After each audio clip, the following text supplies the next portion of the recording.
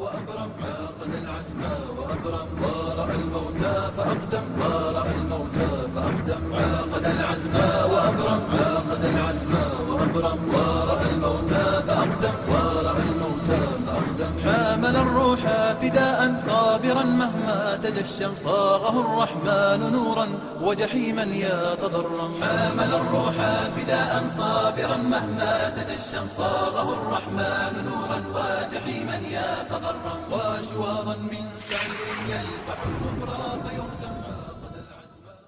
What's the relationship with America? Is it an equal relationship, an equal friendship? We are supposed to be their very trusted allies in the war against terrorism, and we have been since 1954. As a matter of fact, I remember a military dictator, Ayub Khan, saying that we are the most special ally of the United States. Ever since then, the policy has remained the same. Whatever the government, it has remained a very good relationship with the United States. So today even, but this war itself is a war against, being fought to save Pakistan, not to save Afghanistan or the United States. You genuinely believe that yes, the Taliban... I tell you, why I genuinely believe. Pakistan was created by a secular person. Pakistan was supposed to be a secular country. All these people are trying to impose an ideology which does not exist anywhere, which only exists in some half-baked minds who cannot think, who cannot even tell me what is the system of succession in Islam.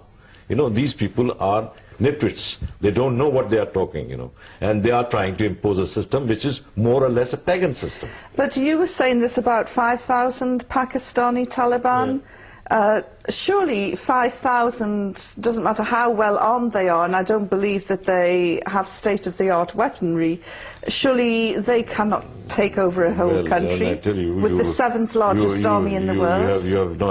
You have not seen the state-of-the-art arms that they carry. When they saw them, Sufi Muhammad came into Sawat, they had the best vehicles with them. They had rocket launchers on the shoulders. They are very well equipped. Who's funding them? Yes, exactly. Yes, who is funding them? They are the same masters who took Mullah Omar's colleague to Unicol, to Texas, to sign an agreement for oil and gas exploration. But Americans, have you told the Americans? Americans know it. You can't say that to the Americans. Yes, he's the PPP man. No, the roots of this. Okay, let me tell you, they are all the creations of the Americans.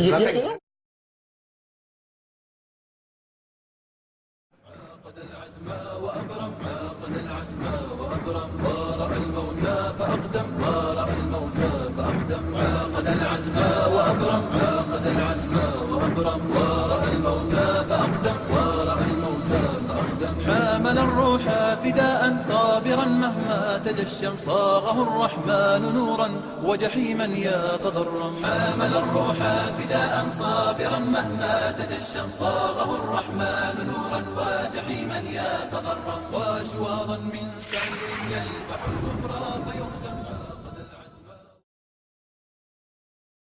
So have the reins of power now been wrested from the hands of the supporters of Pervez and the secular politicians who disbelieve in the laws of Allah, worship the democratic system of their Jewish and Crusader masters, and sell Pakistan and its Muslim people to the highest bidder? Clearly not. In fact, the reins of power in the military have been placed in the hands of, as I mentioned, a protege and hand-picked successor of Pervez I, who continues to protect his revered master from being taken into account even as he picks up right where his predecessor left off.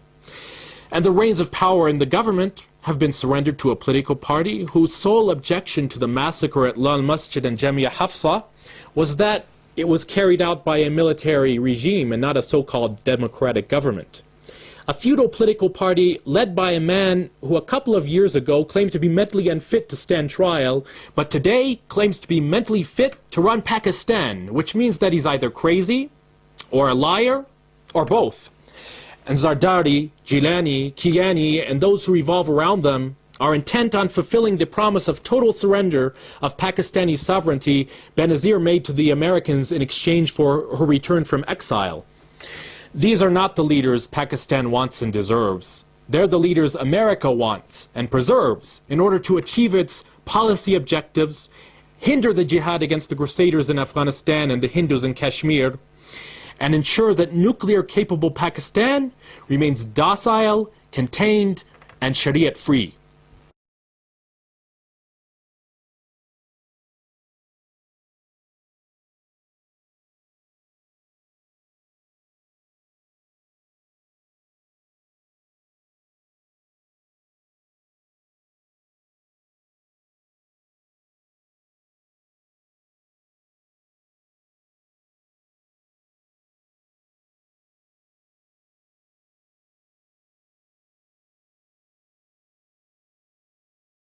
क्या चाहते हैं? हम अफगानिस्तान में अमन चाहते हैं। क्यों चाहते हैं ये? मैंने कहा था सबसे पहले पाकिस्तान का क्या फायदा है? पाकिस्तान का सबसे बड़ा फायदा है इसमें। अफगानिस्तान में अमन होगी तो ये सेंट्रल एशियन रिपब्लिक का सारा जो माशी लिहाज से मैंने बताया था, इनका तमाम ट्रेड, इनका तेल गैस सारा इधर से नीचे आएगा, पाकिस्तान के थ्रू जाएगा, अफगानिस्तान और पाकिस्तान से जाएगा। अफगानिस्तान में अमन होगी, उधर डेवलपमेंट होगी, पाकिस्तान का ज़र मुबादला, पाकिस्तान की इकोनॉमी बढ़ेगी।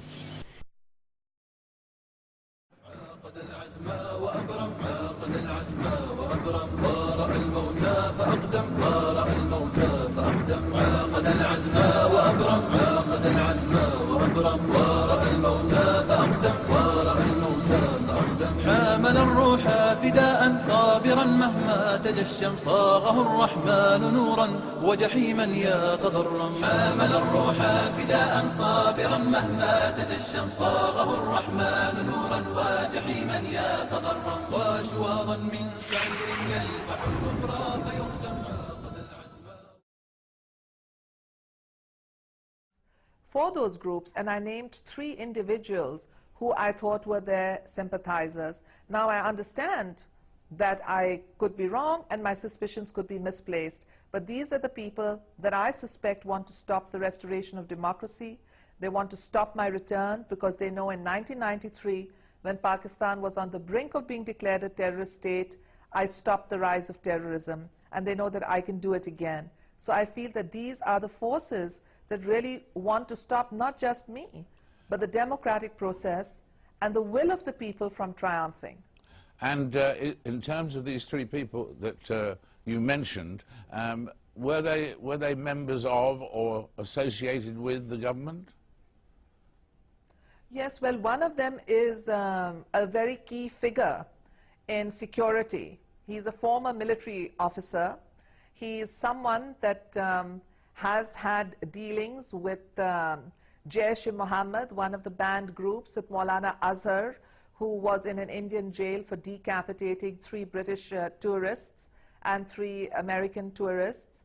And he also had dealings with Umar Sheikh, the man who murdered Osama bin Laden. Now I know that having dealings with people does not necessarily mean direct evidence, but I also know that internal security has totally collapsed in Pakistan, and that internal security cannot collapse without there being some blind eye.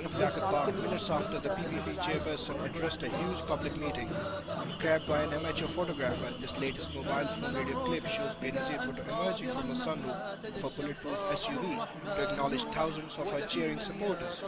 However, it proved to be her last wave. The video shows Bhutto wiping her face with a tissue paper moments before she was shot at and followed by suicide blast.